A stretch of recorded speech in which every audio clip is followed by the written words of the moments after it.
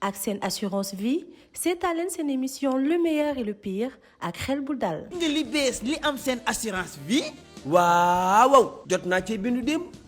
mooy seen vie fagaru. te li ci gën a neex moo di ak ñetti téeméer par semaine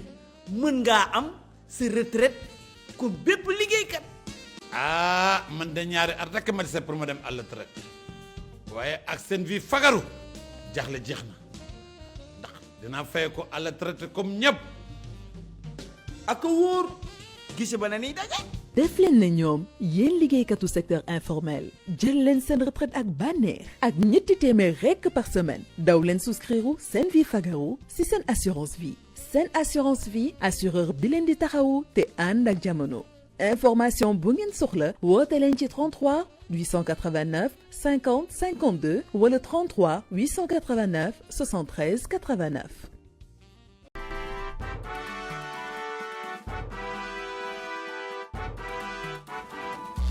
asalaamaaleykum chers téléspectateurs ñoo ngi amaat mbégte di leen dalal seen émission le meilleur et le pire semaine bi balaa ñuy dem ci suñu poursuite ñu déglu le message de monsieur Cheikh Omar Gueye directeur des transports routiers ñu dellu si waat. Je voudrais donc pour l'année 2020 lancer un message à l'endroit de nos compatriotes en ce qui concerne l'insécurité routière.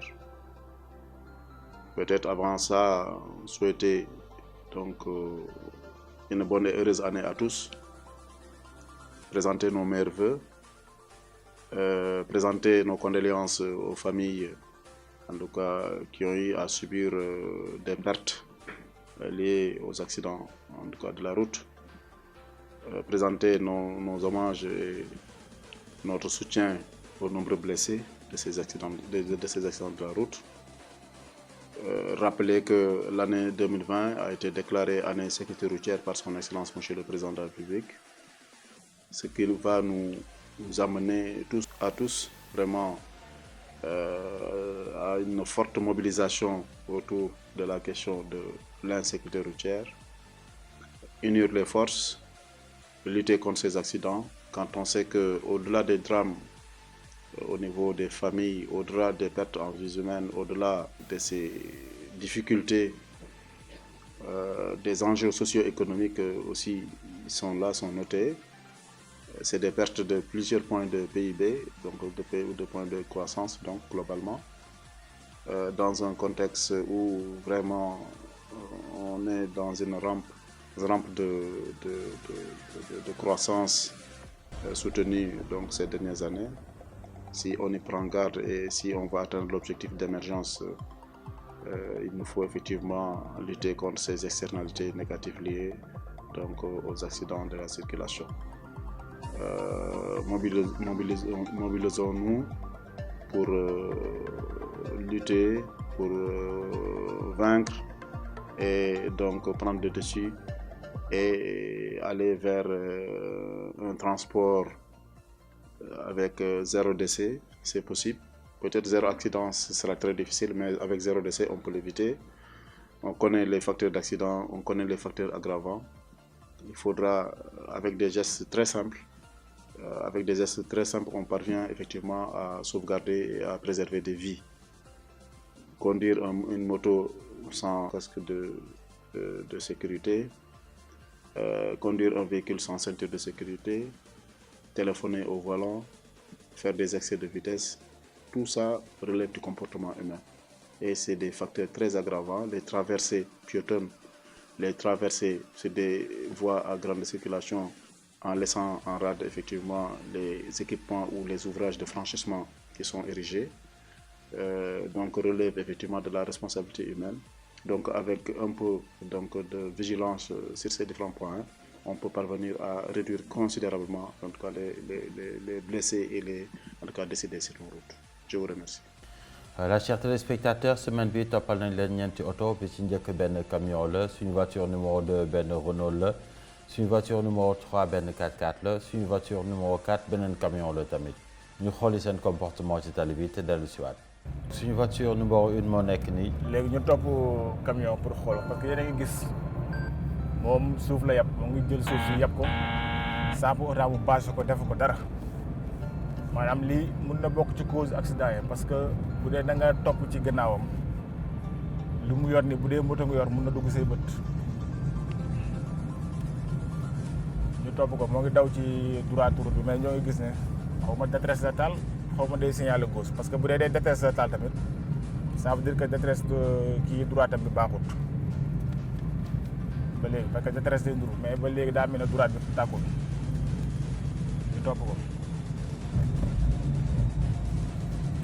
fii itam bokk na secteur boo xam ne mooy gën a ralentir circulation parce que nit ñi kenn du jaar ci pont bi dañuy dem balaa fee dañuy yaakaar ne jaar ci suuf droit la parce que tax dañuy obligé oto yi taxaw pour may ñu jàll alors que loolu du droit si ñoom parce que defaral leen pont boo xam ne moo ngi ci kaw mais boo xoolee ba xool duñ fa jaar ci suuf dañuy jaar gis nga ay xale yu ndaw dara wóolu si nga maire yi te ñun ñëpp mënoon nañ jaar ci kaw mu gën a yokk seen sécurité. donc suñu voiture numéro 1 moo nekk nii amagum na benn infraction ñu xool suñu voiture numéro 2. boo ko xoolee rek instant bi yoon lay wut ba amee yoon pour mu dem ba rond point ba ñëwaat non du ko def noonu lay coupé mu dem beneen sens. donc gis ngeen comportement yi dañuy faral di gis ci tali bi yow da ngay mettre sa bopp en danger di mettre ñoom ñi en danger. en même temps xoolaale au delà de loolu mu def ndax amul leneen lu bokk ci conduite am léegi ñu topp ko signalé na pour dem jël suufu pont bi waaw ba léegi mu ngi signalé gauche donc ñoo ngi jàpp ne kon day dugg Kër Massar dem normalement waaw léegi ñu topp ko waaw Kër Massar dem mais ñu ko déglu ñu kii dem taxi bi même chose si route nationale bi la ñuy taxaw di jël client yi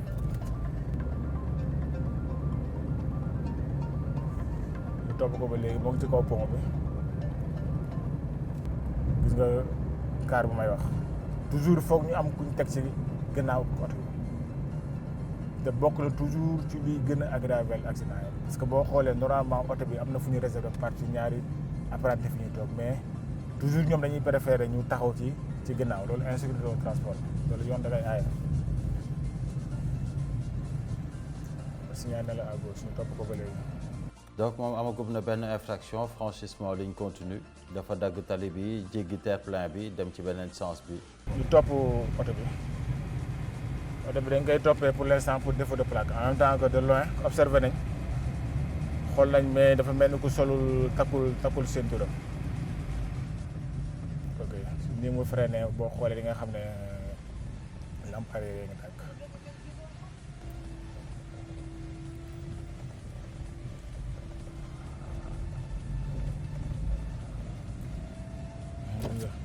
day changé direction bi nga signalé même bu dee kàmb la sax lu minimum mooy nga signalé au moins di nga jàppale ku nekk sa gannaaw tamit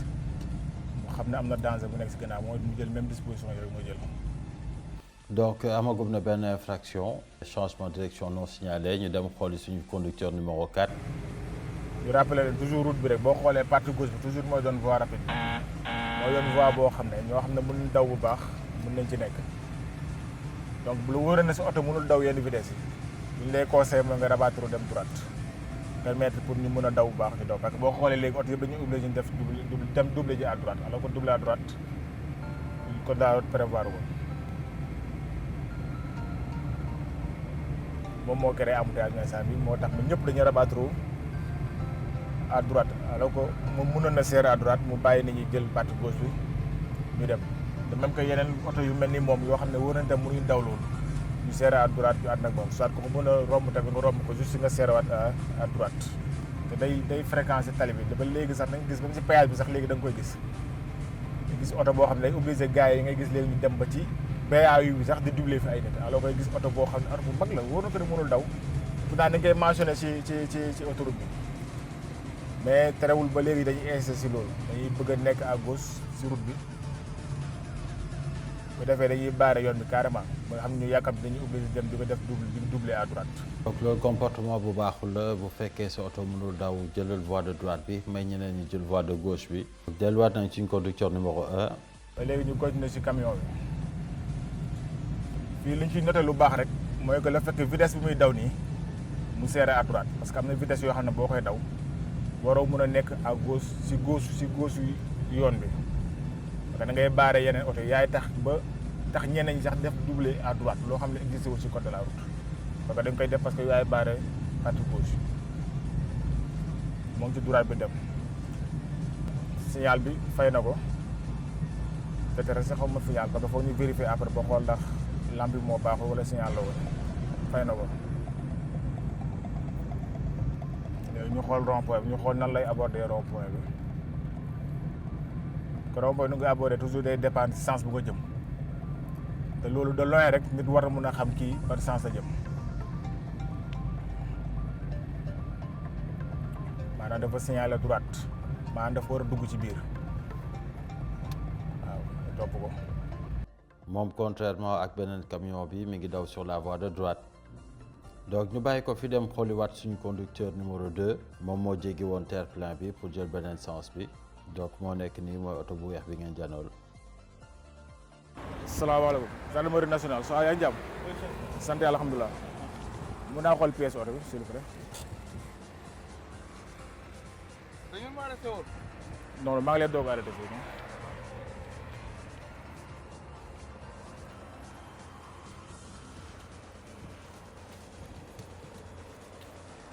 wol per bi wol assurance bi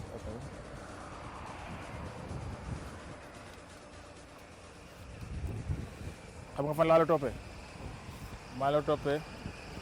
wetu Grand Mbao mu ngay jéggi oto bi sens inversé foofu laa la toppee ba foofu laa la toppee ba fii xool naa nu nga dawalee gis naa vitesse bu nga doon daw bien vrai que sax yaa ngi respecté signalisation yi say jàdd yi mais lu ma mënut a nangu te yoon mënu ko nangu mooy paresse bu nga am pour dem ba rond point ba ñëwaat nga permettre nga couper tali bi pour dem ci beneen sens. waaw loolu. man maa ngi jégalu j'ai fait une infraction et je suis d'accord à 100%. waaw c'est ça loolu. man maa juum. non du juum xam nga luy juum mooy nga def loo xam ne xamoo ko dëgg loolu dëgg mais lu nga def xam nga ko bu baax juumoo maanaam soit da nga am paresse wala nga am leneen waaw non. maa ngi jégalu waaw amul solo léegi. maa ngi jégalu si loolu nga def yoon da ngay aaye parce que mun na entraîner accident. effectivement. dëgg la. effectivement mun na entraîner accident mën na indi ay mort. je suis d'accord. te ñun ci lutte boobu lañ nekk ba léegi lépp loo xam ne rek day indi accident day indi ay mort rek ñu dind ko. léegi bu ko defee léegi dama lay attesté si lu nga def. pardon chef. chef xoolal vous avez parfaitement raison. j'ai fait une infraction pardon. j'ai fait une infraction je le reconnais. xam nga loolu mais damay ñaan jégalu franchement. kon tooñoo ma. waaw non infraction code de la route nga tooñ. ah code de la route nga tooñ. effectivement moo tax may laaj moo tax may ñaan jégalu. waaw. mais jàpp ci rek chef xoolal wuy ma. dama kii mu tax man maa lay ñaan quoi jégalu rek. ok merci beaucoup. ok. donc voilà verbalisé nañ ko pour infraction am ñu dellu xooli suñ conducteur numéro 3 moom tamit ñu taxawal ko wax ko liñ gis ci dawalam. salaamaaleykum. ça va def. mën naa xool pièce oto yi. su ceinture la tagoo ko. ceinture la tagoo ko. kañ nga ko teg. xam nga fan laa la toppee. rond-point bi laa la toppee ba léegi rond-point ba léegi takkoo ceinture. maa la toppee depuis bu ngay wàccee bu ngay wàcce engagé rond-point laa la topp ba fii. da ñàkk takk ceinture romb si ceinture moo njëkk a indi sama attention si yow. donc bu ma gëmloo ne léegi nga ko teg parce que dama laa gis ma xool pièce oto yi.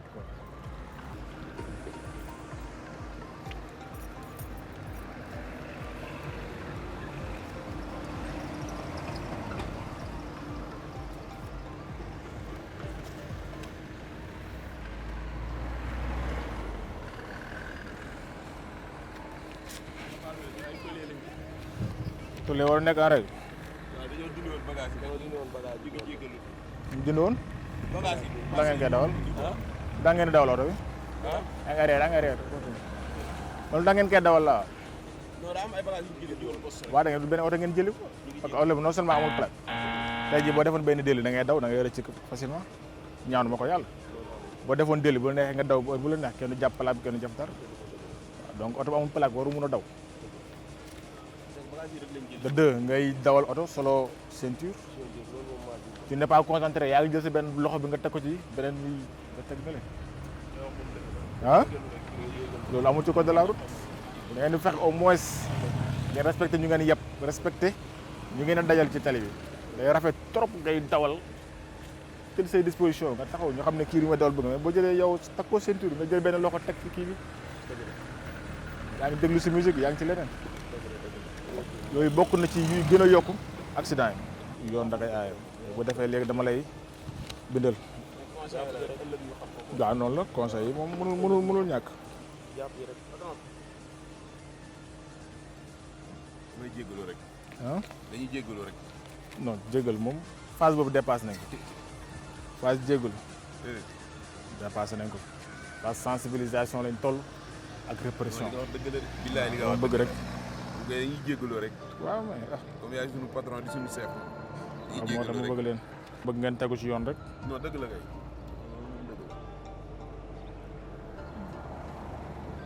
LG Mbao ngeen koy jëlee incha allah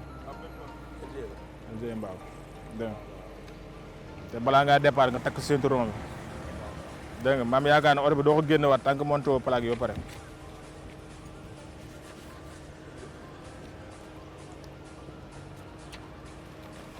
yow moom tamit nga takk ceinture même chose c'est bon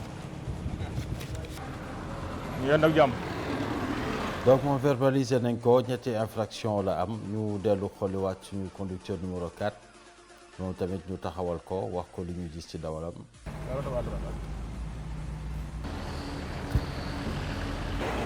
salaamaaleykum gendarmerie nationale saa yaa ngi jàpp mool pièce oto bi maa ngi la topp depuis pont bi pont Kër Massar waaw laa la toppee ba fii ma gis ne sa oto bi yaa ngi dawal ci partie gauche bi xam nga partie gauche bi ñan lañ ko réservé côté gauche tali bi xam nga ñan lañ ko réservé xam nga ko oto yu mun a daw bu xaw a gaaw dëgg loolu dëgg mais boo gisee man ma defee noonu c'est que arrêt yi des fois da nga ñëw dugg arrêt bi fekk mu buusi waaw pour nga duggaat day métti ci ñun pour nga duggaat pour nga demaat gauche pour dépasser arrêt bi day métti ci ñun ñaata ngay daw boobu ba léegi waaw ñaata kilomètre ñaata allure waaw non maanaam ay 50 allure laay dox ñun ñu la topp ñoo ngi daw 20 te pourtant dañ la war a doubler jaatu gauche xam nga ne doubler droite amul ci code de la route d'accord li nga wax ni non déglu ma rek doubler droite xam nga ne amul ci code de la route te pourtant da ngay obligé boobu léegi yaa ngi ko obligé ñaata nit ñu koy def te xam nga risque yu si nekk doubler droite amoo ci vision amoo vision léegi nag man si li nga def dama lay jàpp dama lay attesté pour refus de serrer à droite loolu nga def ma ne ko teg maa jàppale seen doom mën a jàppale nga jàppale ma rek moo gën li ma la mën a jàppalee kay mooy da ngay téye benn catégorie bi ma assessé sa benn catégorie bi ah te mënoo maa jàppale ko bañ maa attesté non man mënu ma la jàppale ah mënu ma la jàppale mënoo ma rek bu ma attesté foog ma attesté la xam nga boo ma attesté si ni pour ma bu ma yóbbu oto bi gaare ko kii wëlbati bu dee da nga yàkkam te oto bi da nga koy gaare bu dee am nga apprenti mu ñëw dem LG Mbao mu dagg reçu bu daggee reçu pièce bi di nga ko fekk léegi nga récupérer sa reçu nga dem léegi mënoo maa dimbale nga bañ maa attesté man laa lay dimbale yow kay ni may maa dimbale xam nga li ma la wax yow tam ah dé xaw ma ko de da laa xale man nga maa wàññi attesté te nga dimbale ma am na waa ñu am nuñ def nga dimbale ma dem moo gën nga attesté samay seex itam am nuñ def bul wax bul def lu baax ba pare bul def lu baax ba pare ak ñu wax boo ko commencé àggale ko rek mu àgg waaw jàppale ma bul ma bindal daa la bindal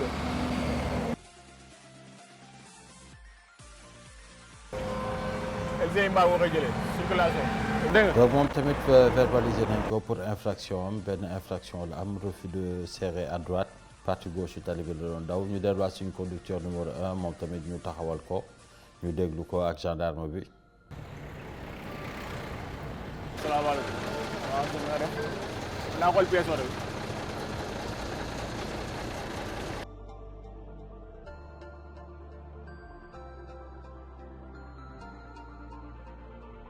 wala assurance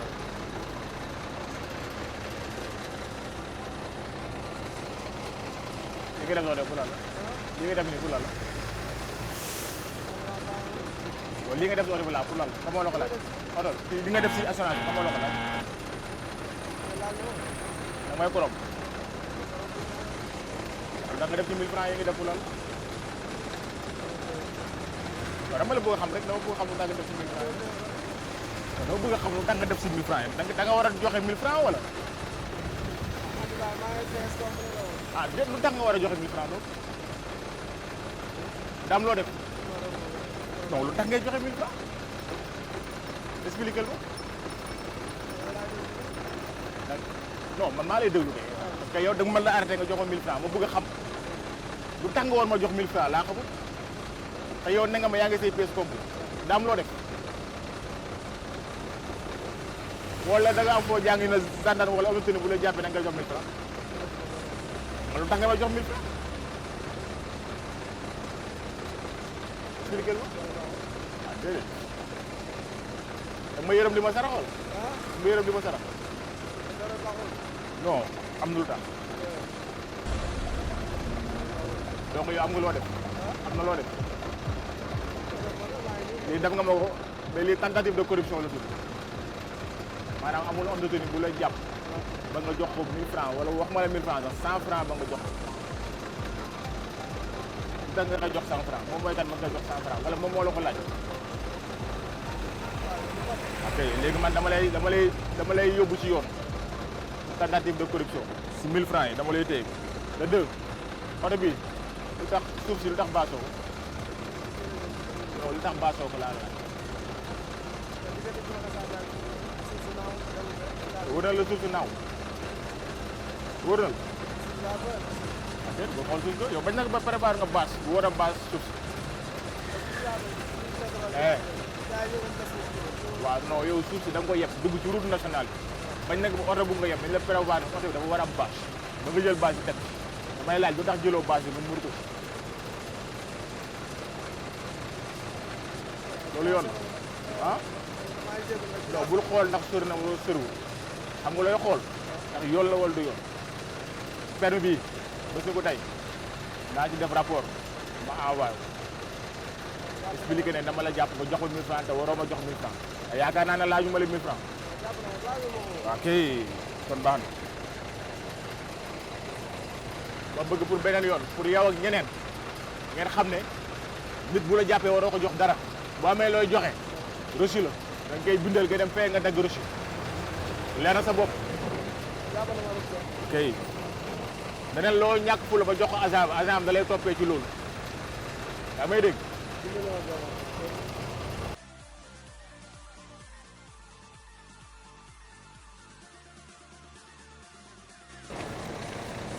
nga ñëw Élysée Mbao boo ñëwee ñu jël sa wax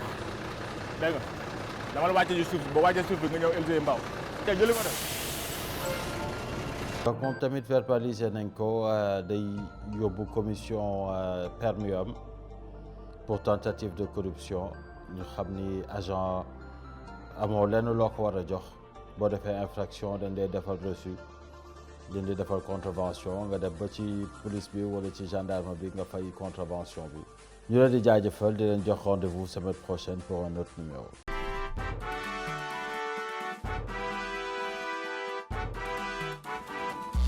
man la gendarme Moussa Mboup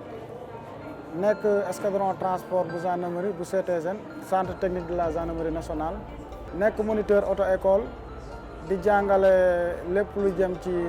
dawal oto maanaam technique yi ñuy dawale oto aussi di jàngale code de la route maanaam les règles impératifs de la circulation. tey dañoo ñëwoon pour def ak yéen benn tour wan leen yenn infraction yi maanaam yenn façon dawal ñi nga xamante ni mën na jur accident maanaam mën na jur infraction boo xamante ni day waral accident léegi nag ñu dem ak yéen def ak yéen benn tour ci ville bi lii mooy conduite en agglomération.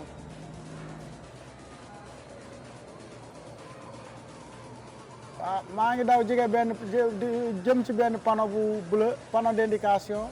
buy indiqué fii passage piéton la léegi damay sóoraale ndax piéton mën na jàll fii waaw instant bi maa ngi ci voie de droite gis nga oto bu war a jël voie boobu da nga war a signaler daal di dugg lii piéton la dama ko war a maytu malgré que fi mu jaar du yoon parce que jaaru ci passage piéton passage clouté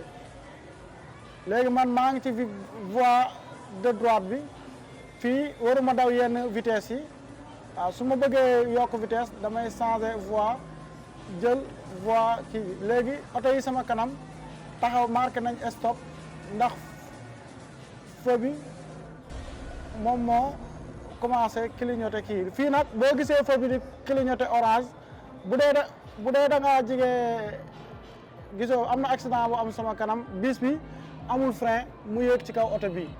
boo gisee feu bi di clignoter orange bu dee yow da nga jige woon feu bi léegi fii police baa ngi nii stop la damay taxaw police baa ngi nii di réguler tali bi léegi man mi nekk ci voie bi waruma taxaw damay def tout droit parce que police bi dama ma woonoon profil instant bi nag mënatuma dem ndax mi ngi ma woon de dos léegi boo demee ci kii police bu la walee ginnaaw am na yow waroo dem bu la wonee kanam it waroo dem moo tax oto yii dañoo taxaw ak yële ca kanam ñi mu woon kanam ak ginnaaw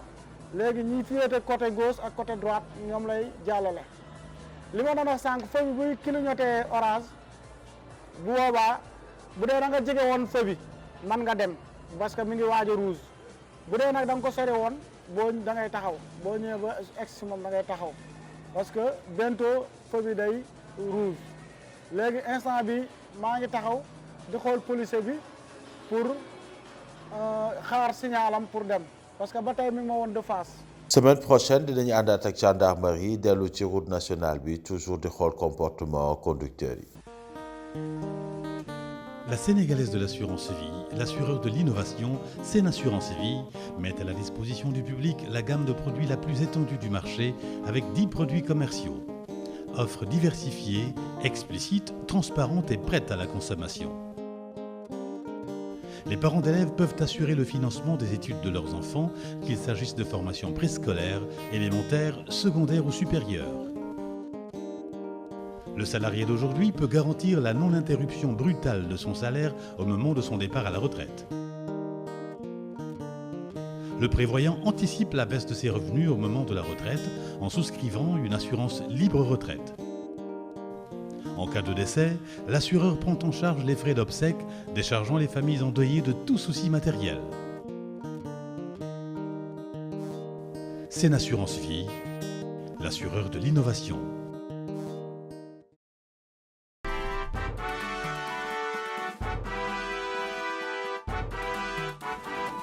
Sen Assurance Vie moo leen doon may seen émission le meilleur et le pire.